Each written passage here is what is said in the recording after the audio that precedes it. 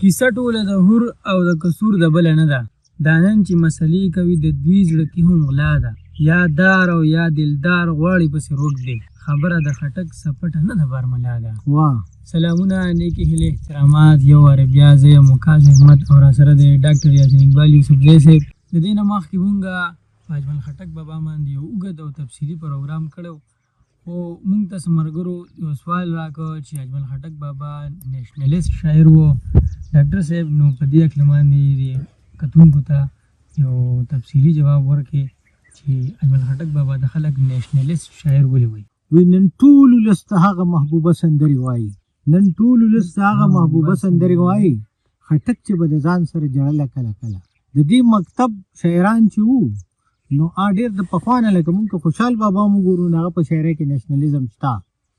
بیا د باچا خان بابا په مرګرو کې او د هغه عموم مسره خلکو کې مخفي صاحب دي او مهدي شاه باچا دي او ډېر خلک دغه زمانه کې پیدا شو. خو دا خټک صاحب چې کوم دا شعر ویلی دی چې نن ټولو لس ته هغه محبوبه سندرې وایي، خټک چې به ځان سره جړله کله کله، نو د دې مکتب فکر سالار چې دی نو هغه اجمل خټک. اوس اجمل خټک چې دی نو هغه دلته یو کنفیوژن جوړي چې نشه د استبداد لري په سر کې. ما ته یو دی که مغول دی که افغان. د دې مطلب دا دی چې زه نیشنلیزم قایل نیمه چې نشه پکې د هغه زما دشمن دی، چې فرعونیت پکې د هغه زما دشمن دی.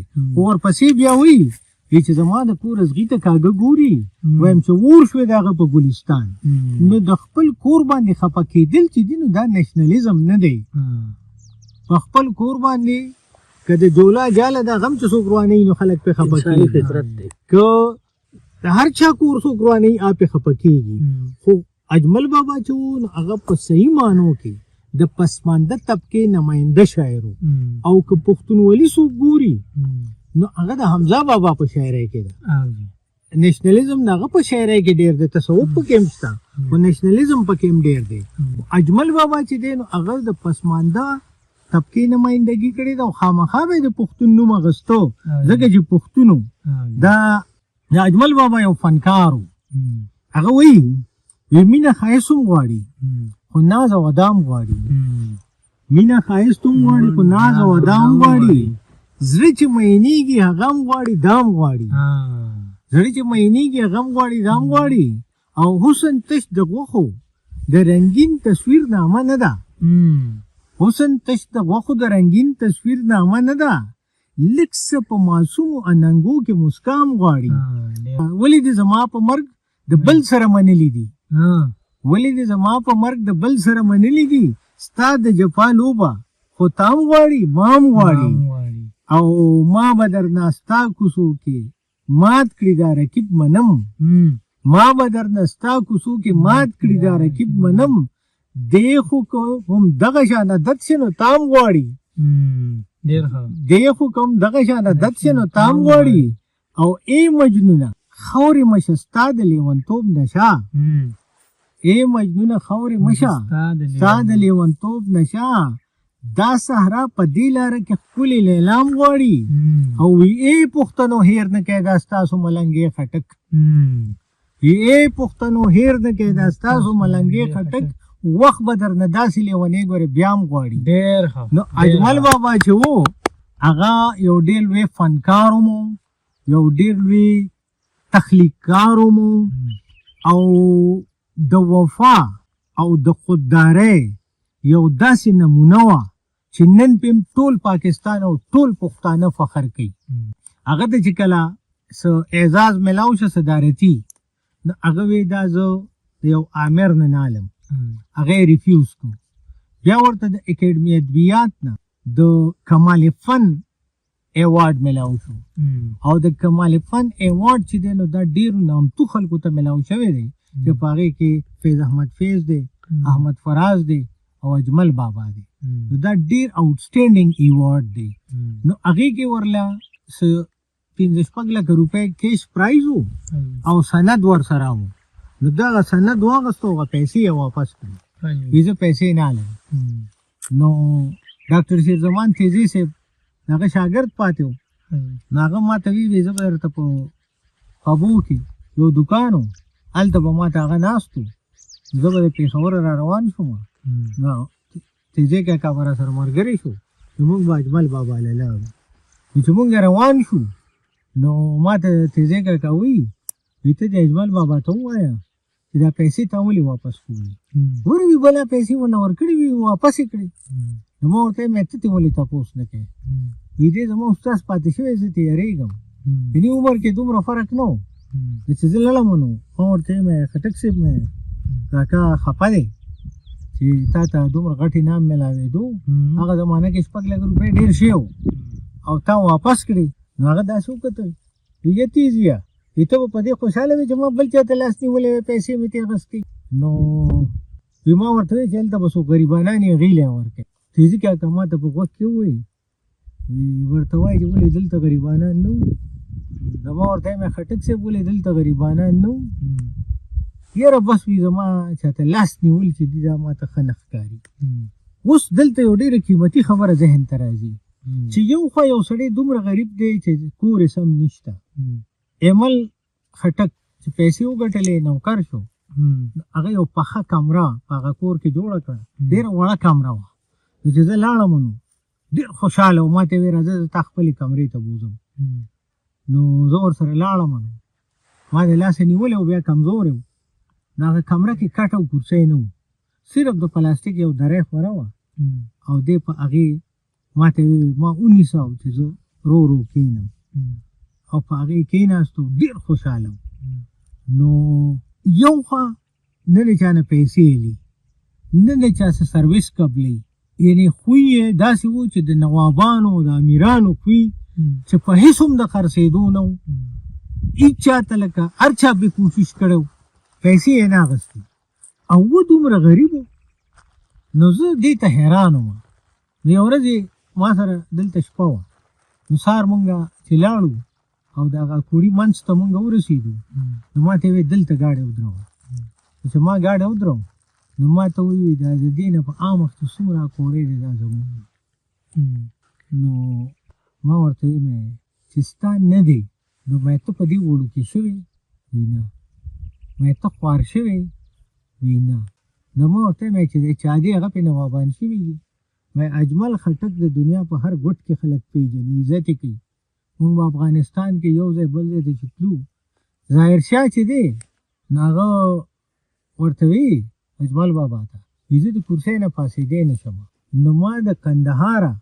خپل نوسي کابل ته راوغوښتلو چې ستا استقبال وکړي مې دومره عزت باچا تاله درکوي د پښتنو اخري باچا و که نه د هغې نه پس سردار داود خو صدارت جوړ کړو بادشاه اخري چې و نو ظاهر شاه نو هغه خپل نوسي د کندهار راوغوښتل چې اجمل بابا له استقبال وکړي او هغه رخصت کړي نو مې دومره عزت درله خدای درکړی دی وی بلکل نو د دې مطلب دا دی چې جینیټیکلی دی غریب نه و خو دولت او دې څیزونو باندې څه کار نه او په دې باندې دی باچا و او هر مقام ته وفا پکې د وفا مثال یې درله زه درکوم زه د اجمل بابا په مقابله کې څه وم زه په نوسو کې هم نه راتلم اخري ځل باندې ټلیفون وکړو نو خبرو باندې زه نه پوهېدم څه غونتې پکې راتلو نو زه په خبرو نه پوهېدم ما ورته ویم خټک صاحب که خوا کې در سره څوک وي نو دا ټلیفون ورله ورکړه نو الور لی ورکړه الور ما ته وایي چې بابا وایي چې اواز مې ستا واورېدو او خوشحاله شو یعنې زما غوندې د یو ګمنام سړي هغه دومره خیال ساتم چې باقاعده تپوس یې کړی دی زه به چې سهار دفتر ته تلم او زما دفتر کې به څوکونه هغې به راته ووایي خټک صاحب 3 ځله ټلیفون کړی 4 ځله ټلیفون کړی او دکه ټلیفون یې چې و چې اواز مې واورېد او خوشحاله شوم د هغې نه پس هغه ما سره بیا خبرې ونه کړې په 3مه ورځ وفات نو تر مرګه پورې دوستي پاللې ده که یو سړی هغه سره خدای خدمتګارۍ کې پاتې شوی دی او هغه پارټي بدله کړې ده بل خوا تللی دی خو د اجمل بابا یاري نه ده بدله شوې که هغه مسلم لیکي شوی هم نه خو د اجمل بابا تر مرګه پورې یارو او ملګری و دا پکې د ټول نه لوی کمال وفا وه پکې او چېرته خرڅ شوی نه دی شاعري چې ده نو هغې د خدایي خدمتګارۍ هغه بنیادي فریم جوړ کړی دی، کرښې جوړې کړي دي چې تر ننه پورې یو نیشنلیست شاعر د پسمانده طبقې یو نماینده لیډر سټیج ته خیږي، نو هغه شروع د اجمل بابا د شعره کوي. نو دې مطلب دا دی چې شاعري د هغه د کمال وه او هغه ډېر لوی کنټریبیوشن په دغه لار کړی دی. یعنې یو داسې ماډل دی چې په نوې زمانه کې مونږ خلکو ته ښولی شو چې یوه پیسه نه چېرته دغه کړې ده او نه پکې ښکاره شوې ده. او دومره ایماندار لیډر په 21مه صدۍ کې نه و او اجمل بابا و. نن پې مونږ ټول فخر کوو. صدران به ورله هغه ځای ته تلو، هر څوک به ورله تلو او هلته به ورسره په حجره کې ناست وو. یو ورځ زه لاړم، زه به چې هایر ایجوکیشن کمیشن کې به میټینګ و، نو زه به په دغه لار تېرېدم. نو ما به ورته نوښار نه ټلیفون وکړو، نو دی به د خپلې حجرې هغه ګیټ ته راووتو، هلته به کټ کې ناست و. نو زه به لړم، نو یو ساعت به هم خبرې وکړې، بیا به زه تلم.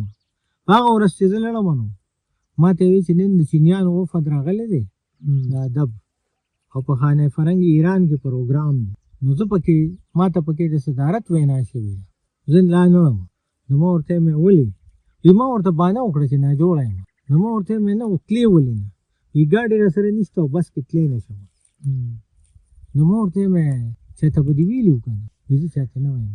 دومره لوی لیډر او د هغه خپل ګاډی نه و. د دې نه لوی مثال د ایماندارۍ بل کېدی شي. خپل اولاد لی چېرته سفارش نه دی کړی، په غټو غټو خدو پاتې دی. د هغه بچي چې دي هغه سرکاري نوکر یو هم نشته. نو هغه او ویلې شوي دي ورته، هغه ورته ویل یاره ما ته خو په درنګو پښتانه زلمي بابا وایي چې زه خپل بچي له کار وکړم او هغه بچي بېروزګار وي.